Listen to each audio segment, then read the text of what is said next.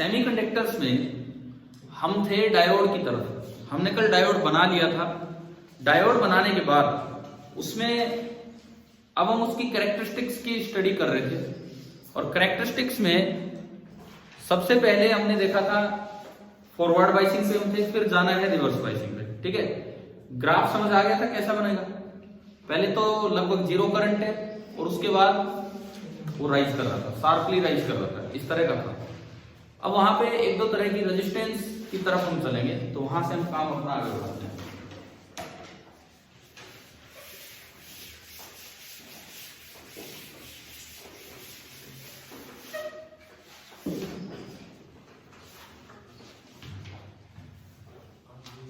देखिए, अब हम आ रहे हैं फॉरवर्ड बाइसिंग में ही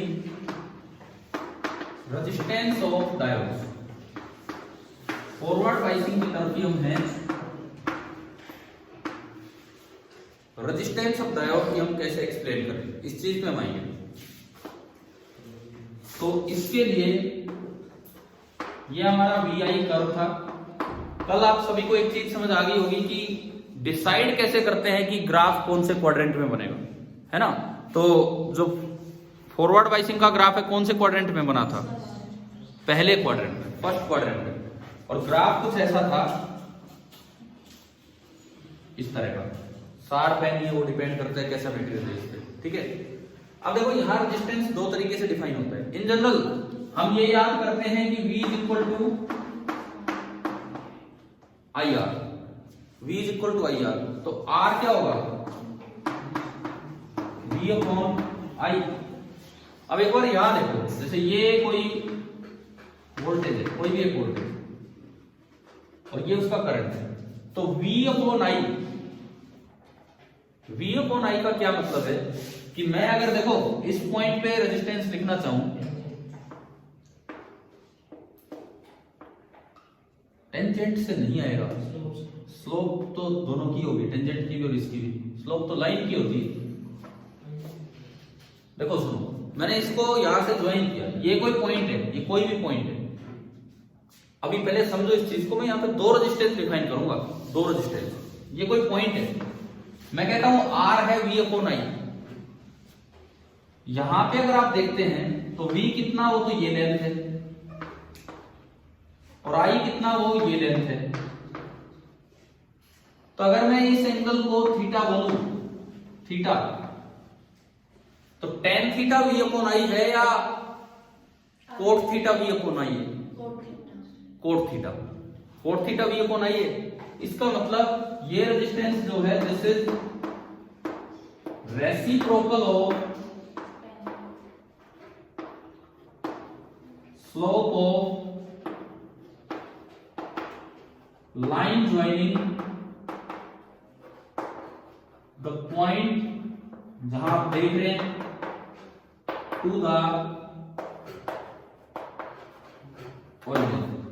reciprocal of slope of line joining the point to the origin. जिस पॉइंट पे आप रेजिस्टेंस देख रहे हैं उसको ओरिजिन से ज्वाइन करो, उसकी स्लोप लो और उसका क्या कर दो, रेसिप्रोकल। इस रेजिस्टेंस को बोला जाता है static resistance.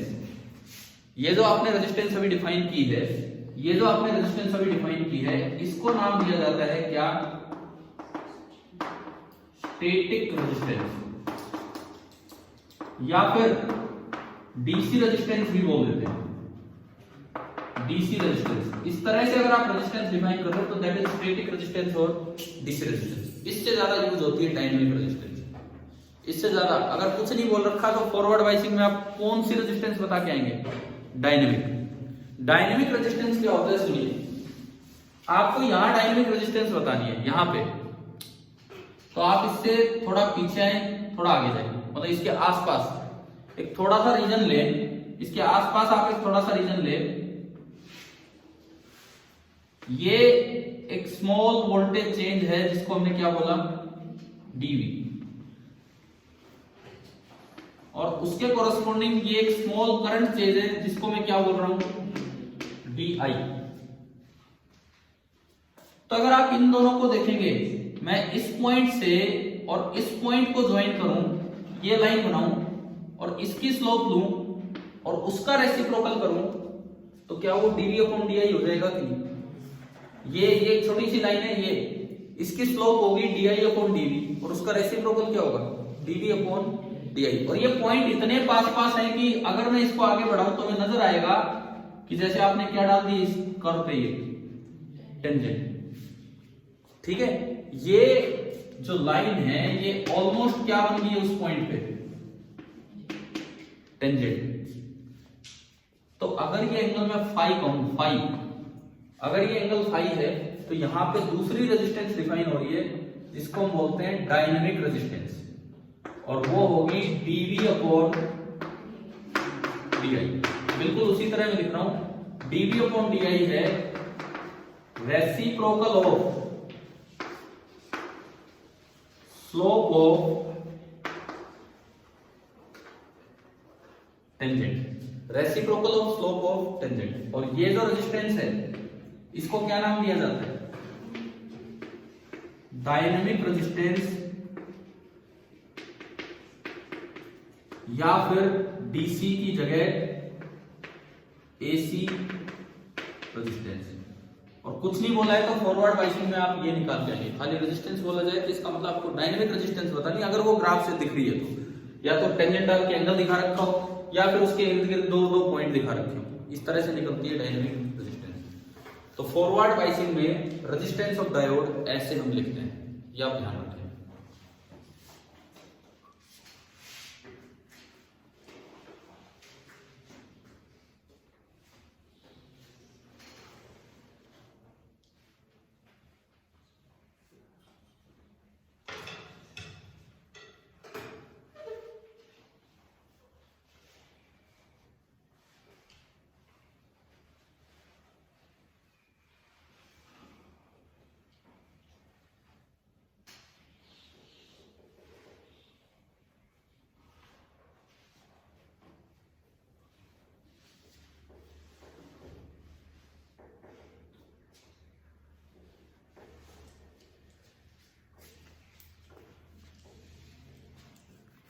Forward biasing clear हुई ना?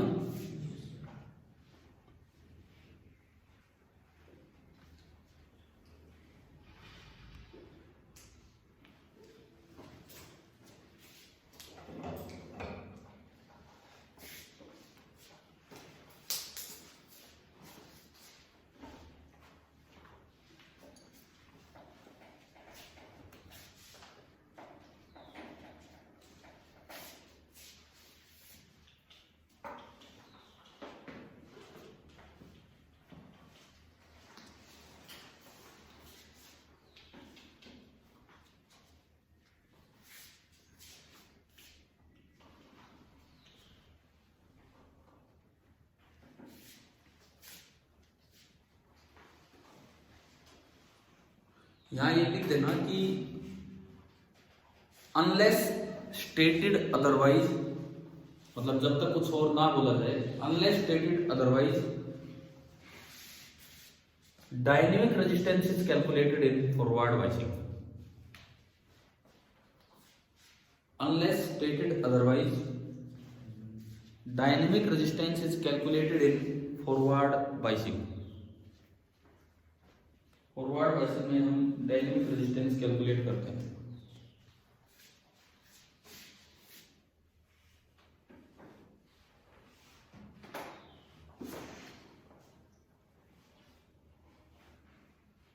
ये आपके जूते का डिजाइन है ऐसा, आगे से व्हाइट डिजाइन है कि मिट्टी में घुसड़ भड़ कर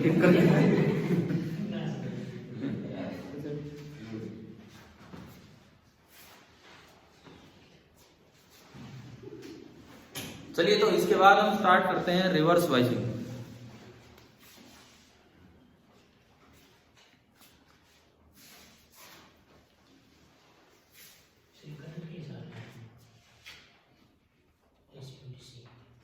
ना ना, ये एसी-डीसी करंट के हिसाब से कुछ नहीं है। एसी जस्ट चेंज को शो करता है, डीसी कांस्टेंट को शो करता है। अगर कहीं हम डीसी वैल्यू लिखते हैं, DC value it stands for average value, कहीं भी मैं डीसी वैल्यू बोलता हूं तो it stands for average value, ये मतलब होता है। ठीक है,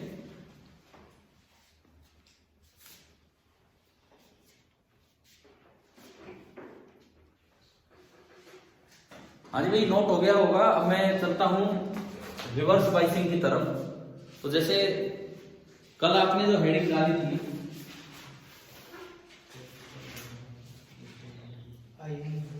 वीआई कैरेक्टरिस्टिक में फॉरवर्ड बाइसिंग जैसे हम कर रहे थे, अब देखते हैं रिवर्स बाइसिंग में। तो रिवर्स बाइसिंग में कैसे कनेक्ट करना होगा, आपको इस तरह से कनेक्ट करना होगा कि आप उस बैरियर को और सपोर्ट कर रहे हो। आपको इस तरह से कनेक्ट करना होगा कि आप उस बैरियर को और सपोर्ट कर रहे हो। देखते हैं हम वो।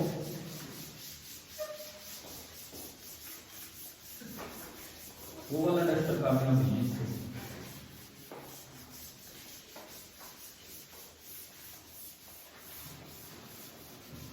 मैं तो कल स्कूल से उठा लाया और डस्टर, मुझको लगा वो सही रहेगा, पूछ के ऐसे नहीं तो उससे ज्यादा कोई काम करना। देखिए, रिवर्स बाइसिंग का मतलब है कि आपने ना डायोड ऐसे कनेक्ट किया, हेडिंग डाल लेना, दूसरा पार्ट स्टार्ट हो गया रिवर्स बाइसिंग। आपने डायोड ऐसे कनेक्ट किया, ये पी साइड थी, ये एन साइड थी, यहां नेगेटिव टर्मिनल थे, नेगेटिव आइंस थे, यहां पॉजिटिव आइंस थे। हमने कल भी देखा था बैटरी अच्छा होता है अगर हम ऊपर कनेक्ट करके दिखाएं तो। रिवर्स बाइसिंग दिखा रहे हैं तो पी की साइड नेगेटिव, एन की साइड पॉजिटिव, इस तरह की मैंने बाइसिंग दिखाई। ये भी एक्सटर्नल में लगा रहा हूं, यहां से वी एक्सटर्नल। ये आपका रिवर्स बाइसिंग का अरेंजमेंट बना, डायग्राम बना। अब इसमें आप जंक्शन को सपोर्ट कर रहे हो बैरियर को या अपोज कर रहे हो। देखो, अगर मैं कल की तरह दिखाऊं, या नीचे हमने वो दिखाया था पोटेंशियल, इधर नेगेटिव है इधर पॉजिटिव है, तो जो बिल्ट इन पोटेंशियल है, बिल्ट इन पोटेंशियल को हमने नाम दिया था क्या, वी नॉट। ये तो वो है जो बिना कोई वोल्टेज लगाए अपने आप बन गया था, और आप इसी साइड नेगेटिव और लगा रहे हो। तो जब आप ऐसा करोगे तो ये थोड़ा सा इंक्रीज हो जाएगा। और हमने कल देखा था, कल देख लिया था ये पॉइंट कि जितनी आप वोल्टेज अप्लाई करते हैं, 3 हिस्से हैं सीरीज में, लेकिन सारी वोल्टेज कहां अपीयर हो जाती है, जाके जंक्शन पे। उसका रीजन दिया था कि इसकी रेजिस्टेंस बहुत ही हाई है ना। तो ये इस केस में बन जाएगा V naught plus V external. फाटक और भी स्ट्रॉन्ग कर दिया, तो डिफ्यूजन को तो आप बिल्कुल खत्म कर रहे हो। ये इसका डायग्राम दिखा लो। और पी की साइड मेजॉरिटी में तो थे होल्स, लेकिन थोड़े बहुत क्या हैं, इलेक्ट्रॉन। एन की साइड मेजॉरिटी में है इलेक्ट्रॉन, लेकिन थोड़े बहुत क्या है, होल्स। अब एक बहुत स्ट्रॉन्ग फील्ड आ गया, बहुत स्ट्रॉन्ग, क्योंकि आपने तो बैरियर को बढ़ा दिया, तो स्ट्रॉन्ग फील्ड हो गया ई। यूं बताओ, डिफ्यूजन करंट और ड्रिफ्ट करंट, कौन सा करंट फील्ड की वजह से था? हाँ, कौन सा करंट था फील्ड की वजह से, डिफ्यूजन या ड्रिफ्ट? बताइए, ड्रिफ्ट करंट। और फील्ड स्ट्रॉन्ग हुआ है, इसका मतलब डिफ्यूजन करंट तो और भी कम हो गया होगा। एट थर्मल इक्विलिब्रियम दोनों बराबर थे, लेकिन अब डिफ्यूजन करंट और भी कम हो गया होगा, और ये जो इनका इधर उधर आदान प्रदान था वो बढ़ गया होगा। तो यानी कि एक स्ट्रॉन्ग करंट बन गया होगा, किधर से किधर, N2P। स्ट्रॉन्ग में थोड़ा गलत बोल गया, अभी उसको ठीक करूंगा। बस एक करंट बना होगा N2P, ये करंट की डायरेक्शन है। ये डायग्राम आप बना लो, उसके बाद इसको देखते हैं क्या है क्या है।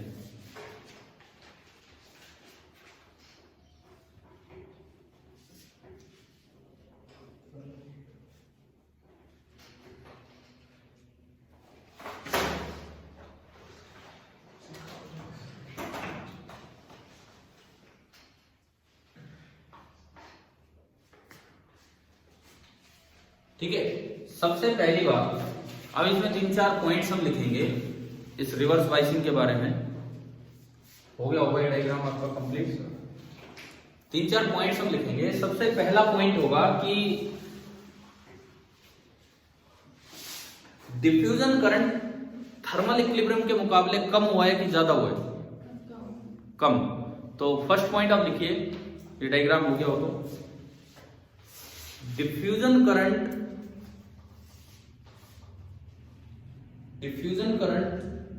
Decreases enormously. Diffusion current decreases enormously, ENORMOUSLY, मतलब काफी ज्यादा कम हो जाता है। ठीक है। दूसरा point, if the minority carrier मतलब इधर से तो इलेक्ट्रॉन, p साइड से तो इलेक्ट्रॉन और n साइड से hole. If the minority carriers in their random motion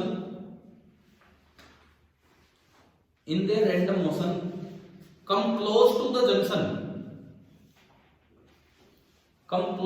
the junction, they will be swept to their majority zone.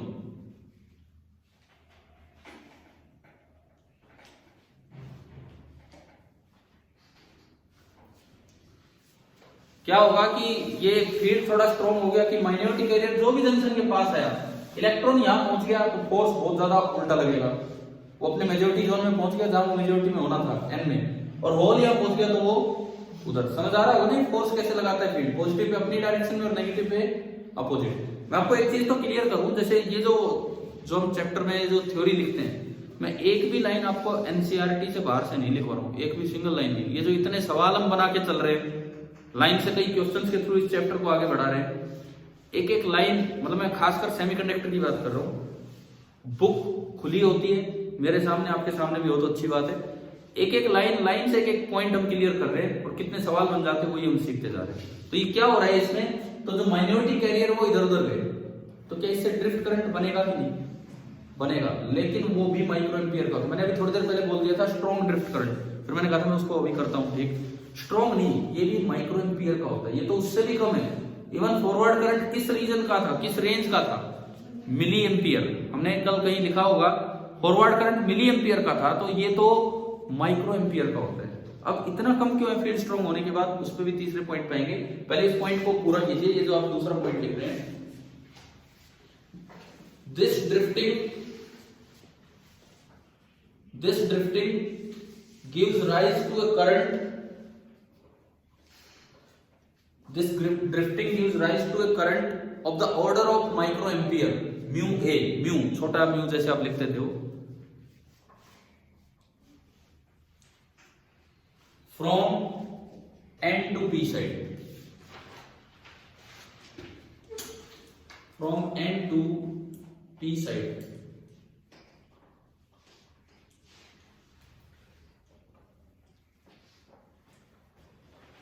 अब यहां पे एक बार मैं दो सवाल और बनते हैं यहां पे। एक तो ये कि इतना कम क्यों है, हम उस पर भी आ रहे हैं, और एक ये कि क्या ये ड्रिफ्ट करंट जैसी चीज वहां नहीं थी क्या? फॉरवर्ड बाइसिंग में वहां भी थी, लेकिन वहां फॉरवर्ड करंट मिली एम्पियर का था, तो उसके मुकाबले माइक्रो तो कुछ भी नहीं है भाई। 1 मिली एम्पियर के मुकाबले 1 माइक्रो होता है 0.001 मिली एम्पियर, तो क्या हम उसको इग्नोर कर सकते थे कि नहीं? ठीक है, तो एक सवाल बना के यहां लिखो। अब मैं 2 क्वेश्चंस के थ्रू इस बात को आगे बढ़ाता हूं। एक क्वेश्चन आप यहां लिखिए, is the drift current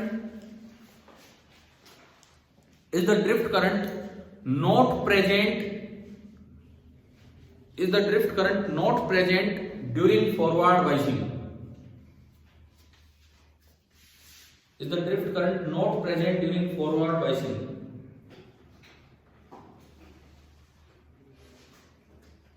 answer लिख लो, yes it is present,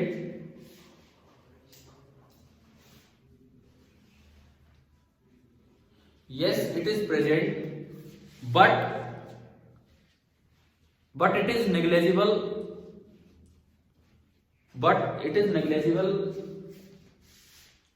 in comparison with the current due to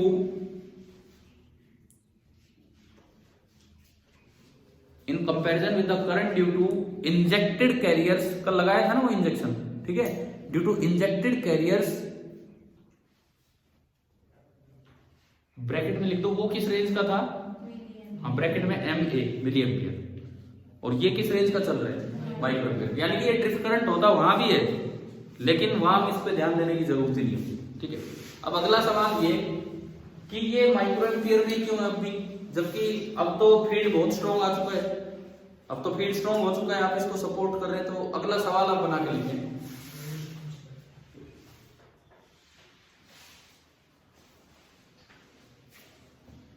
does the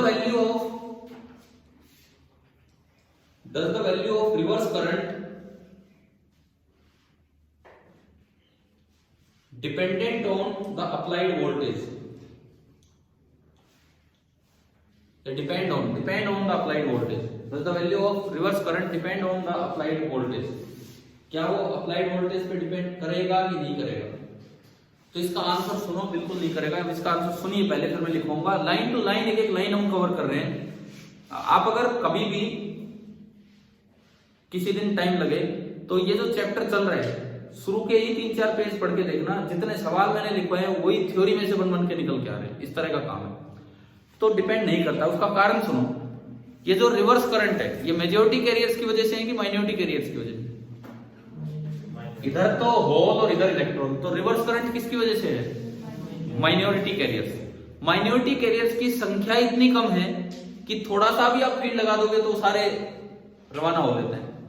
तो इसका मतलब अगर आप फील्ड स्ट्रॉन्ग भी करोगे तो जितने थे कैरियर उतने ही तो आएंगे। क्या आपने वो उस समय फोटो इलेक्ट्रिक इफेक्ट में पढ़ा था कि वो सेचुरेट हो जाता है, थोड़ी देर में सेचुरेट हो जाता है। आपकी फील्ड कितना ही स्ट्रॉन्ग, वोल्टेज कितनी स्ट्रॉन्ग करते जाओ, जो निकलने थे इलेक्ट्रॉन लाइट डालने थे वो तो फिक्स थे, है ना। तो वही काम यहाँ पे, माइनॉरिटी कैरियर तो जरा से हैं, माइनॉरिटी कैरियर तो जरा से हैं, तो इस वजह से जो रिवर्स करंट होगा वो इस पे डिपेंड ना करके माइनॉरिटी कैरियर की कंसंट्रेशन पे डिपेंड करता है। तो लिखो, इसका आंसर आप लिख लीजिए क्या है। It is not very much dependent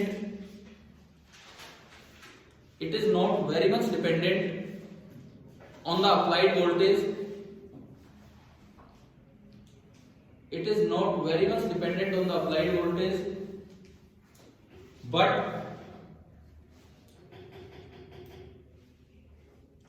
its magnitude is limited due to the small concentration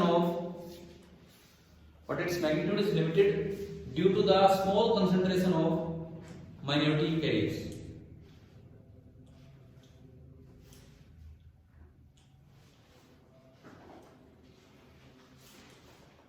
ठीक है, अब देखो इसमें क्या होगा। हमने दो बातें लिखी हैं, दो बातें कि एक तो अप्लाइड वोल्टेज पे बहुत ज्यादा डिपेंड नहीं करता है। कारण क्या, जरा से कैरियर थोड़ी सी भी वोल्टेज लगाओगे तो सारे चल पड़ेंगे।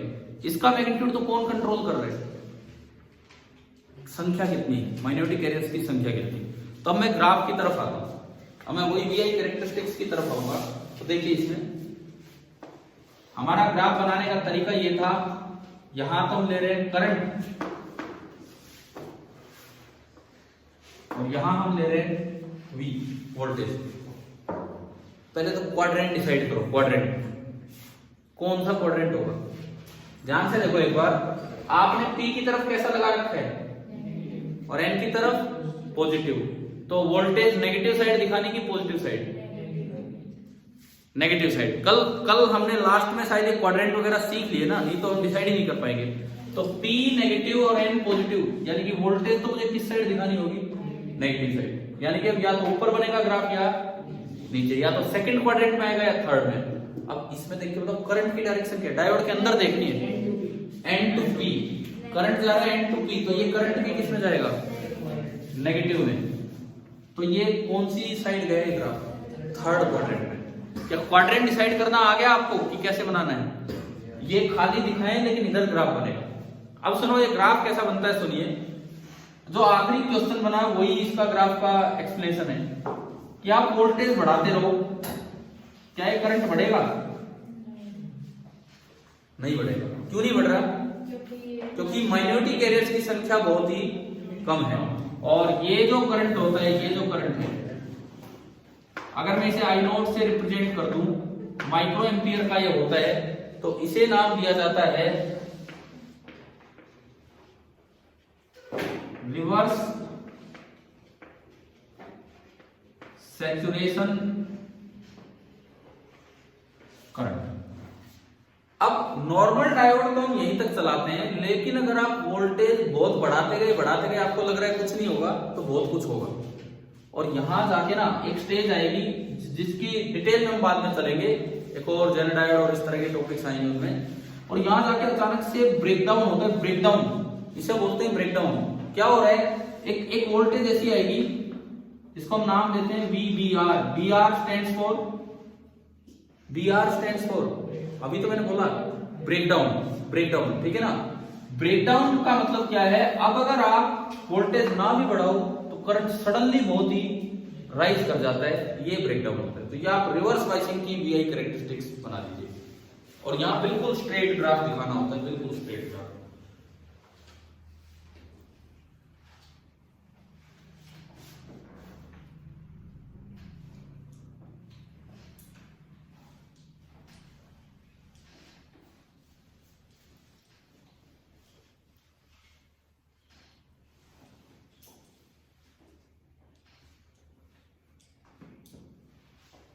इसका ये ग्राफ बनाने के लिए जो सर्किट डायग्राम वो तो हमने नहीं बनाया, कल बनाया था अलग से, वो भी मैं इसके साइड में ही बना देता हूँ। ये ग्राफ बनाने के लिए जो सर्किट डायग्राम होगा या ऊपर बना देता हूँ।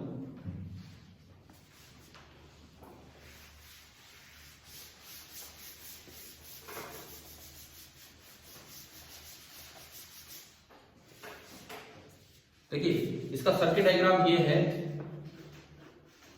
ये PN का सर्किट सिंबल था जंक्शन डायोड का। आपको रिवर्स बाइसिंग करनी है तो P की साइड, N की साइड पॉजिटिव। वेरिएबल वोल्टेज आपने लगाई, कितनी वोल्टेज आप यहां पहुंचा रहे हो उसके लिए इसके पैरेलल में क्या लगा दिया, वोल्टमीटर। और कितना करंट फ्लो कर रहा है ये देखने के लिए कौन सा एमीटर, माइक्रो। लैब में सारे होते हैं, मिली, माइक्रो और सीधा एमीटर।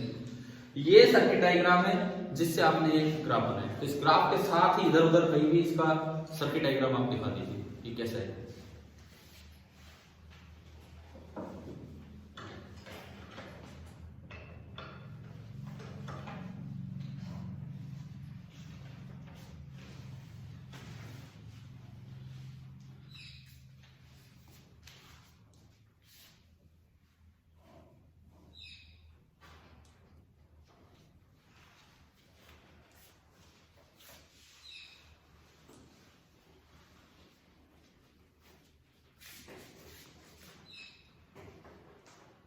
बना लिए ना, ठीक है।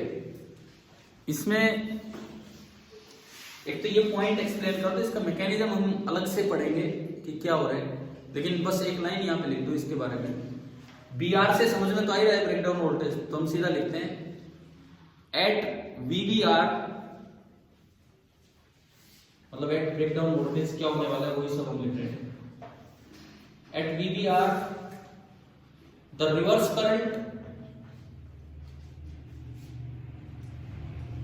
increases sharply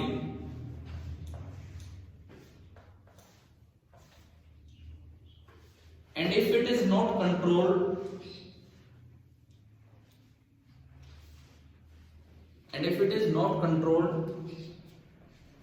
the normal diode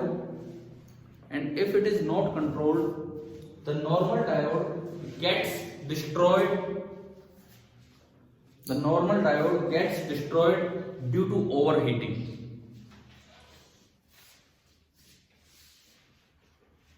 यानी कि जो नॉर्मल डायोड है वो यहां तक नहीं ले जाए जाते, नहीं तो खराब हो जाएंगे, ठीक है। अगली चीज है कि इसमें रेजिस्टेंस कैसे लिखते हैं। ये जो डायोड रिवर्स बाइसिंग में है तो यहाँ डायनेमिक रेजिस्टेंस जैसी चीज एग्जिस्ट ही नहीं करती। क्या कुछ चेंज हो रहा है क्या, करंट नहीं हो रहा, तो यहाँ ओनली क्या बता रहे होते हैं, स्टैटिक। और इसमें अगर रेजिस्टेंस बताना हो किसी भी वक्त, वोल्टेज दे रखी होगी, करंट देख लेंगे, तो एक लाइन ही लिख दो, कुछ इसमें बोलने की जरूरत नहीं है। Only static resistance only static resistance is determined during reverse biasing. Only static resistance is determined during reverse biasing. Reverse biasing में केवल और केवल स्टैटिक रेजिस्टेंस डिटरमाइन की जाती है। अब आप अपनी बुक में आओ और एग्जांपल नंबर, ये बाइसिंग के जस्ट बाद है 4, एग्जांपल 14.4 निकालिए अपनी एनसीईआरटी टेक्स्ट बुक में। पेज नंबर आप देख लो जो भी है, एग्जांपल 14.4।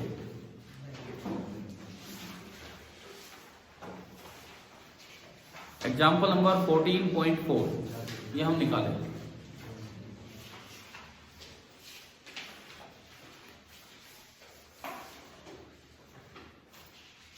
क्या मिल गया भाई? बुक खोल ली ना आप लोगों ने 14.4।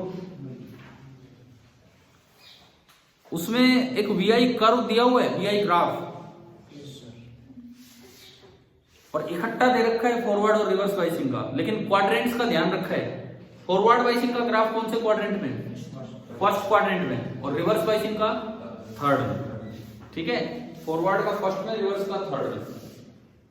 एक और चीज, ऊपर करंट की रेंज मिली एम्पियर में है और नीचे करंट की रेंज माइक्रो एम्पियर में। तो एक ही ग्राफ में दो इस तरह से अलग अलग एक्सिस दिए जाते हैं। अब मैं अगर सवाल पे आऊं, देखिए पढ़ते हैं इसमें क्या है।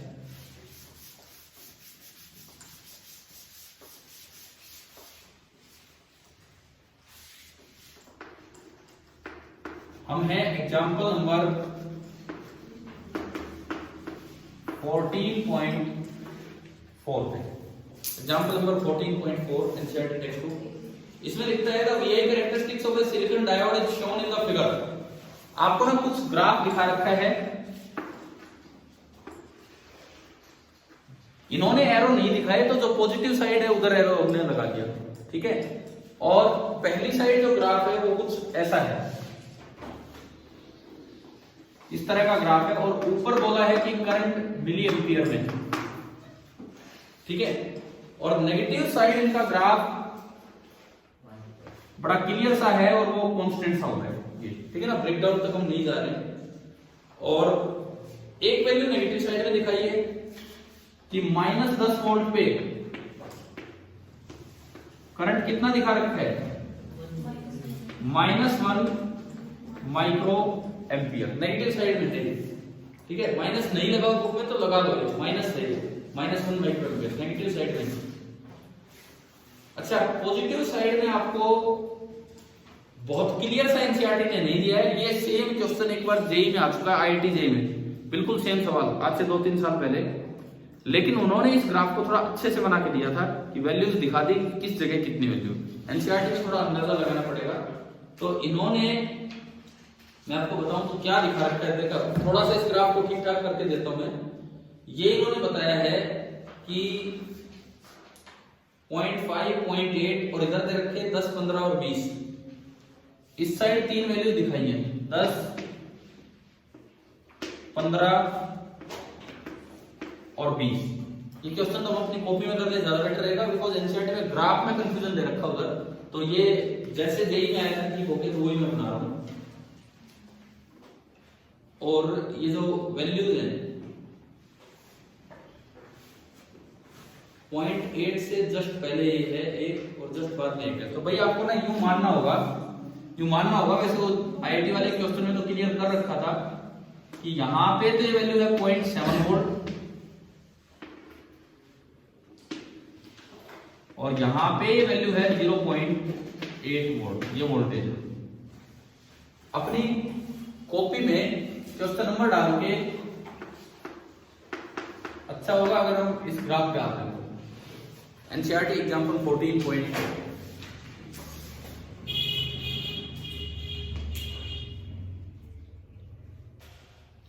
अब देखते हैं कि ये क्या पूछना चाह रहा है, उस चीज पे हम आते हैं।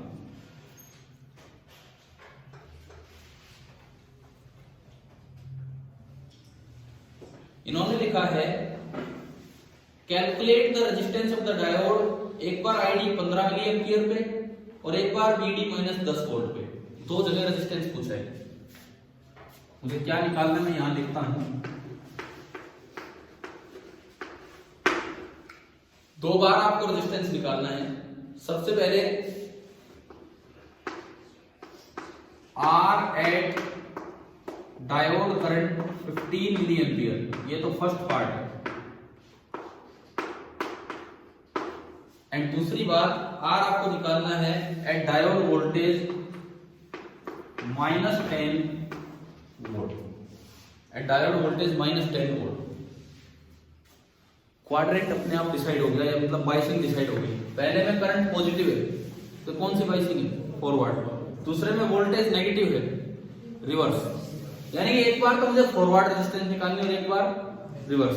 जब कुछ ना दिया हो तो फॉरवर्ड में कौन सी रेजिस्टेंस निकाल देते हैं, डायनेमिक। और नहीं तो क्वेश्चन से अंदाजा हो रहा है कि वो चेंज दिखा रखा उन्होंने, 15 पे कुछ नहीं दिखाया, लेकिन पूछ कहा लिया 15 पे कुछ नहीं दिखाया, नहीं तो हम स्टैटिक भी निकाल देते, पर पूछ लिया 15 पे। तो अपनी बुक में थोड़ा ये डायग्राम ठीक कर लेना कि ये क्या है ना, बहुत क्लियर। उसमें वो 0.7 कहीं दिख नहीं पा रहा है, तो 0.8 से जस्ट नीचे वो 0.7 है, 0.5 का कुछ नहीं है, 0.5 तो बहुत पहले दिखा रखे हैं। क्लियर हो गया यहां तक, ठीक है। तो बताइए फर्स्ट पार्ट कैसे निकलेगा। आपको स्लोप लॉग पे जाने की जरूरत नहीं है, फर्स्ट पार्ट में चेंज देखो, dv बाई डी। तो यहाँ पे dv कितना है, dv इसके अराउंड देखो, इस पॉइंट के अराउंड निकालना मुझे, इस पॉइंट के अराउंड dv कितना है, इस पॉइंट के अराउंड 0.1 वोल्ट। और di कितना है, 5 है, 20 से 10 10। तो di आपका हो गया 10 मिली एम्पियर। तो चलिए ढंग से कॉपी में लिख भी लीजिए और ये निकालिए कि किस तरह से हम ये रेजिस्टेंस निकाल रहे हैं।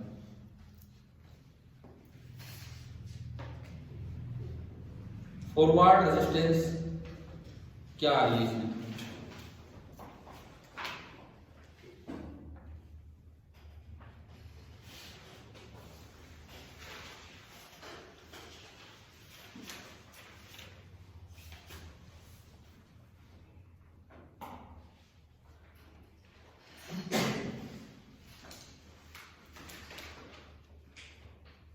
कितनी है फॉरवर्ड रेजिस्टेंस, 0.01।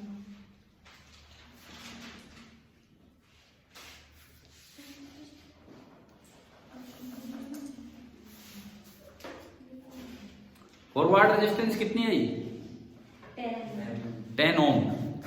यहां मैं अगर फर्स्ट पार्ट कर रहा हूं, ए पार्ट, तो जो फॉरवर्ड और उसमें भी कौन सी रेजिस्टेंस हम निकाल रहे हैं, डायनेमिक, वो आ रही है dv अपॉन di। तो dv तो आपका है 0.1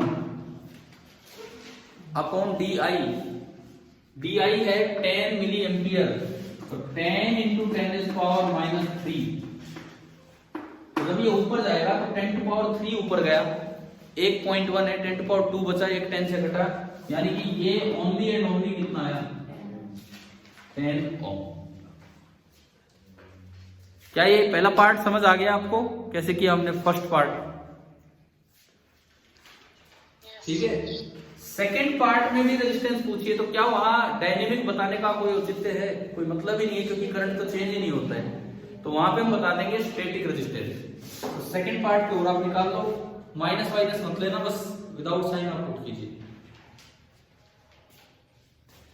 अब अगर मैं बी पार्ट लिखूं, आर रिवर्स बाइसिंग में, और ये डायनेमिक नहीं, ये हम कौन सी रेजिस्टेंस बता रहे हैं, स्टैटिक रेजिस्टेंस। देखो ये सेम क्वेश्चन आईआईटी जेईई में आ चुका है, नीट में आ सकता है, कहीं भी, मतलब ये रिपीट होते रहते हैं इस तरह से। तो उसमें लेकिन बड़ा क्लियर ये दिखा रखा था, एनसीईआरटी वाले में 0.7 मिसिंग है वहां पे, और कुछ नहीं। तो R static v by I, इस जगह v कितना है, इस जगह 10, v है 10 और i कितना है 1 माइक्रो एम्पियर, 10⁻⁻⁶ तो ये बना 10⁻⁷ ओम, 10⁻⁷ ओम। और एक कंपैरिजन देखो आप यहां से, रेजिस्टेंस फॉरवर्ड में कितनी कम है और इसी डायोड की रेजिस्टेंस रिवर्स में बहुत ही ज्यादा है। फॉरवर्ड में केवल 10 ओम, रिवर्स बाइसिंग में 10⁻⁷ ओम। लेकिन हमें कैलकुलेट तो करना आ गया क्या है क्या नहीं, ठीक है। तो अगर पूछा जाए कि एक डायोड दोनों साइड करंट अलाउ करता है या मेनली एक साइड अलाउ कर रहा है? एक साइड, मेनली एक साइड ये करंट अलाउ कर रहा है। कौन सी साइड? P2N। हमने कभी जब ये चैप्टर स्टार्ट किया तो वॉल का जिक्र किया था। वॉल वो क्या होती है? एक ही साइड। तो ये डायोड भी लगभग उस तरह से काम कर रहा है डायोड। और डिवाइसेस होंगे जो दोनों साइड करते होंगे। तो यहाँ लास्ट में एक लाइन ये लिख लीजिए, ये भी इस क्वेश्चन के ऊपर ही एनसीईआरटी बुक में लाइन दी है, मैं वहीं से लिख पा रहा हूं। लिखो, PN diode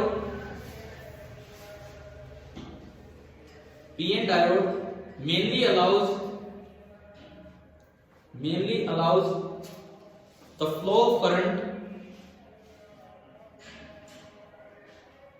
only in one direction, bracket में लिख दो P2N, मतलब डायोड के अंदर जो करंट है P2N, because the forward bias resistance is low,